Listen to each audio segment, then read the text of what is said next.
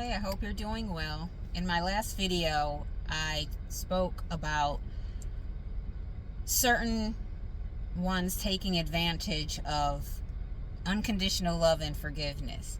So I kind of want to talk about that today a little bit further because I had mentioned, before I even get started, I want to say none of what I say is ever supposed to make my listeners have fear.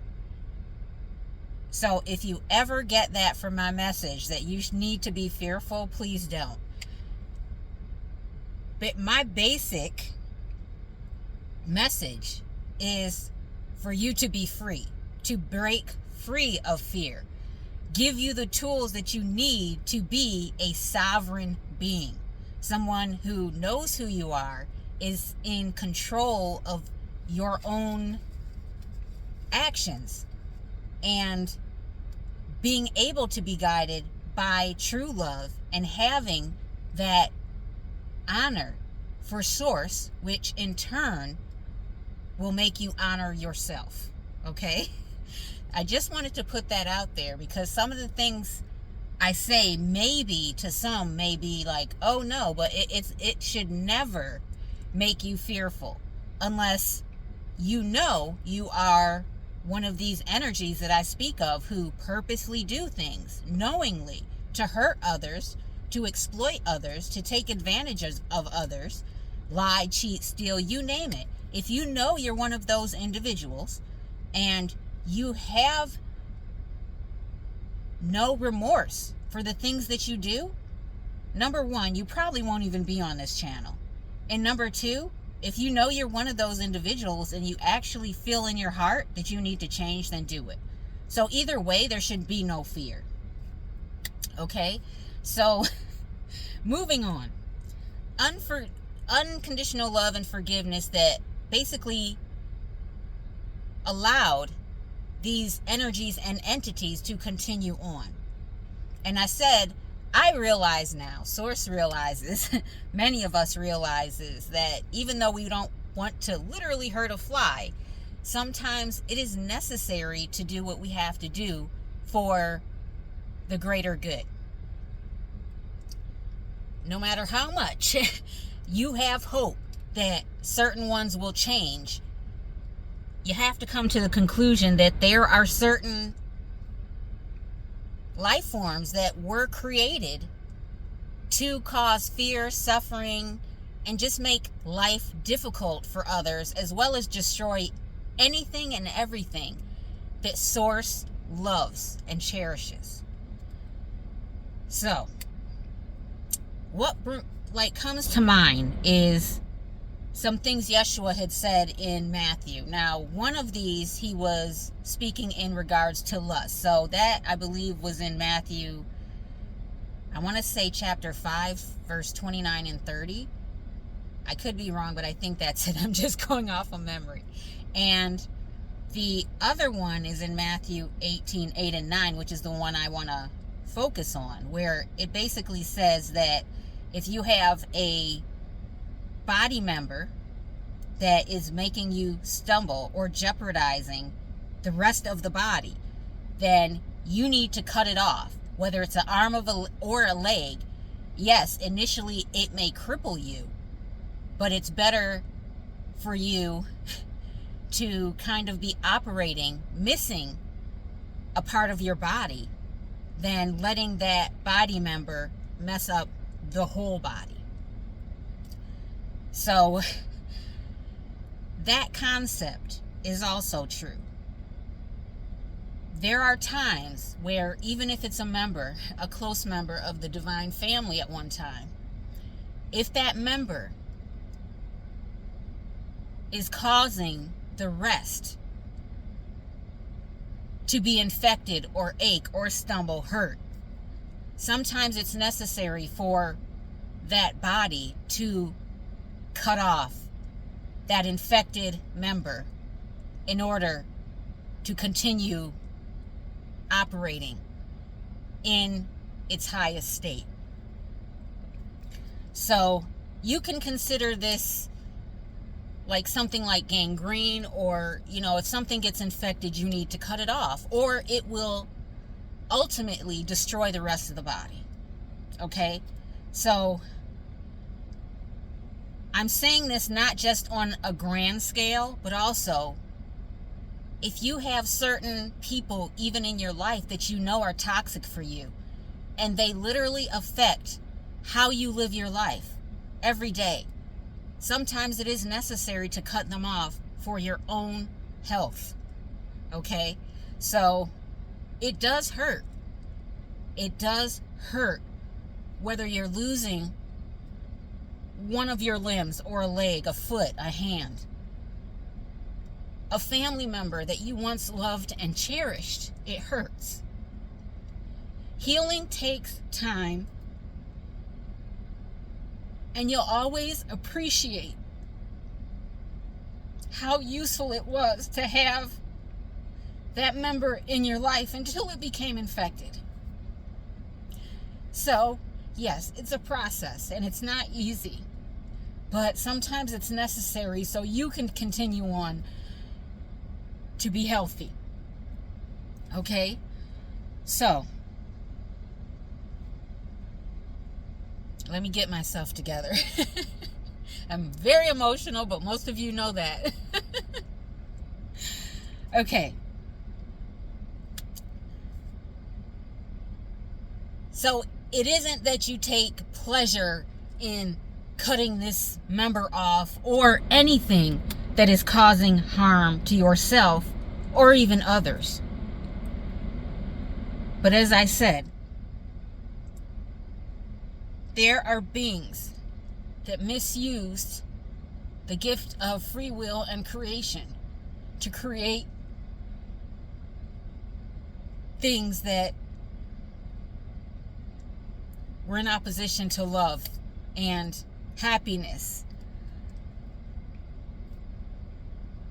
And if you comprehend what I was saying about source being, basically source being fragments of life that you see around us, to misuse that life force to create not so nice experiences, is also a way to try to punish source. Okay? So I talked about mosquitoes in my last video, and also flies. Now,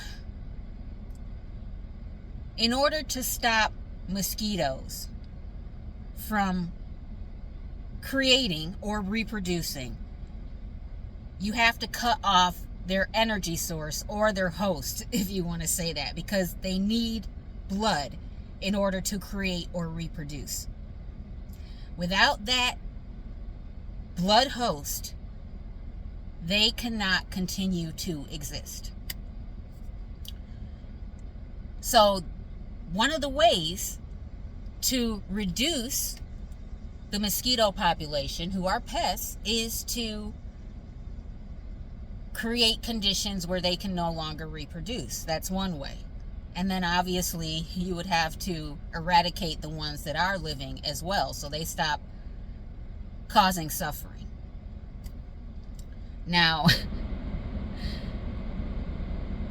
the only thing which, funny enough, has happened in the past is if you try and put all these things in order, but someone forcibly steals a blood host, or a way to regenerate or reproduce mosquitoes, and just keeps that host hostage in order to reproduce, essentially, then that is also an issue, because first you have to get what was stolen back, and then you can continue with your plan. That probably doesn't make sense to a lot of you, but some of you it will. Okay, moving on. I'm saying all this to help you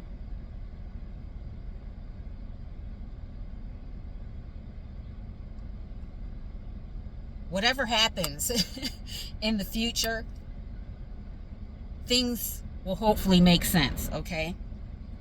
But there is the ongoing issue of, well, for instance, with the mosquitoes. They didn't ask to be here. They were created with a purpose that was not honorable. Okay? Is it their fault that they have to suffer being eradicated because they were created? Well, it's not their fault. But it still doesn't, after trying over and over again to see a useful purpose, and once all efforts have been exhausted, you have to accept that they do not have an honorable purpose, and it's not their fault. They don't belong here. They will be exterminated. But who do you hold accountable? The ones that misused their free will to create these not just life forms, but energies and beings that also were created for a dishonorable purpose. You can rehabilitate certain ones, but there are some that you cannot. This is the reality. This is what I'm putting before you so you can think. Because many people like to blame God. Why this? Why that? It's not so simple. So there are beings, there are creations, animals included, that are here that were not the will of Source. It would be like blaming a person for having a child that is unruly and turns out to be a convicted serial killer or something. Do you really blame the parent if they did everything they could to give that child a beautiful start, a beautiful life, and they chose a different path? If the parent purposely created a child to do just that, then yes, at a certain point you have to blame the creator. Now, in that, moving forward, do you control what and how ones who you've gifted free will and creation with? Do you control what they create? And if they can even create? That would be an option, but in turn you would indirectly still be affecting their free will. Okay, so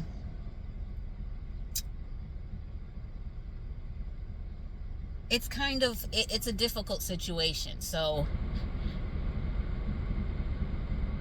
it's like the best option is obviously to get rid of whatever does not belong here, rehabilitate those or reform those who can be rehabilitated or reformed, which is the constant effort of Source and this Source energy, whether it's the masculine energy, the feminine energy, or the offspring energy, the sun energy, coming in different forms to try and help humanity ascend in different ages.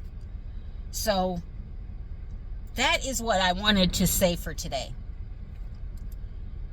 It's just more for ones who don't really understand all that's involved in ones that do care for the universe, do care for all life, and want the best for this planet. But it's just a tough situation. But pretty much everything's already set. It's already done. It just has to happen on 3D reality. Okay? So that's it for today. That's what I wanted to say. Hopefully none of this was confusing. As I said, all of you have so much help, but the main thing I want to focus on is breaking the fear cycle. The fear of not being good enough, the fear of being destroyed, the fear of not having enough, not being enough. There is so much abundance for everyone. There's no need to feel that you're going to miss out if you don't, let's say, exploit others. Let me be very clear. Slavery was never the will of Source. Period. That is these energies who want to keep you enslaved and in control, so they use those examples in the Bible especially, so subconsciously people can accept that slavery is okay. Even referring to certain ones as slaves, as something that is to be held in great esteem. No. As I said, everyone is a free, sovereign being who has that true divine spark in them. Not ones who were created in a lab and were created without that love, okay? So, okay, that's it. I don't like my videos to be too long, but hopefully, as I said, you have more perspective on all of the things that went on behind the scenes that humanity is not aware of. You have to break free of so many things.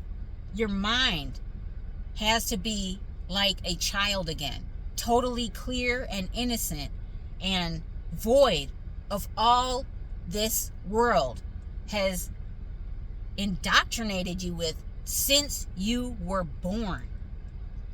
It has to be like you starting in a clean slate. Okay? All right. I love you all. I'm sending my peace to you as always. And just keep doing better. That's the only thing I can say. The only person you should be in competition with, if you want to be competing with anyone, is yourself. Be a better person than you were yesterday. Okay? All right. Bye-bye.